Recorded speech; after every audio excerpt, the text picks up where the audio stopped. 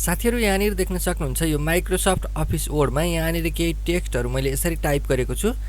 हामीले Microsoft office वर्डमा type गरेको कुनै टेक्स्टहरुलाई चाहिँ हामीले हाइड गर्नुपर्ने छ भने कसरी हाइड गर्न सकिन्छ यहाँनिर गरेर देखाउन गइरहेको छु। जस्तै यहाँनिर केही यति वर्डहरु मैले यसरी टाइप गरेको छु, यो सबैलाई मैले हाइड गर्नुपर्ने छ।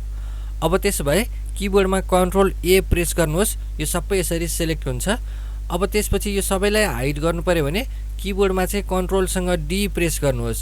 कन्ट्रोल डी प्रेस गरेपछि यसरी यो एउटा बक्स खुल्छ। यो बक्समा यहाँनिर दुईवटा अप्सन छ, एउटा फन्ट भन्ने अप्सन छ, अर्को एडभान्स भन्ने अप्सन यहाँ माथिपट्टि यसरी देखाइरहेको छ।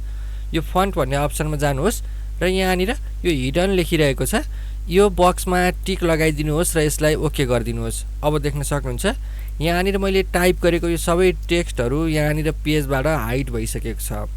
अब यसलाई फेरि फिर्ता ल्याउनु पर्यो। कसरी गर्ने त? फेरि यहाँनिर तपाईले एक ठाउँमा क्लिक गर्नुहोस्, त्यसपछि किबोर्डमा कन्ट्रोल ए गर्नुहोस्।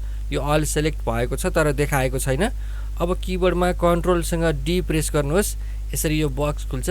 यो बक्समा यहाँनिर हिडनमा टिक लागिरहेको छ, यो टिकलाई हटाइदिनुहोस् र ओके गर्नुहोस्। अब देख्न सक्नुहुन्छ यहाँनिर हामीले हिडन गरेको टेक्स्टहरु सबै फेरि फिर्ता आइसकेको छ। र यस्तो किसिमबाट चाहिँ तपाईहरुले पनि आफूले माइक्रोसफ्ट अफिस वर्डमा टाइप गरेको टेक्स्टहरुलाई हिडन गर्न चाहनुहुन्छ भने किबोर्डमा कन्ट्रोल डी प्रेस गरेर यहाँनिर हिडनमा टिक लगाउनुहोस् र हिडन भएको छ भने पनि सबैलाई सिलेक्ट गरेर त्यहाँनिर किबोर्डमा कन्ट्रोल डी गरेर फेरि हिडनमा टिक लागिरहेको हुन्छ, त्यो टिकलाई हटाइदिनु होला। यस्तो किसिमबाट चाहिँ तपाईले सजिलैसँग माइक्रोसफ्ट अफिस वर्डमा टाइप गरेको टेक्स्टहरुलाई हाइड र अनहाइड गर्न सक्नुहुन्छ।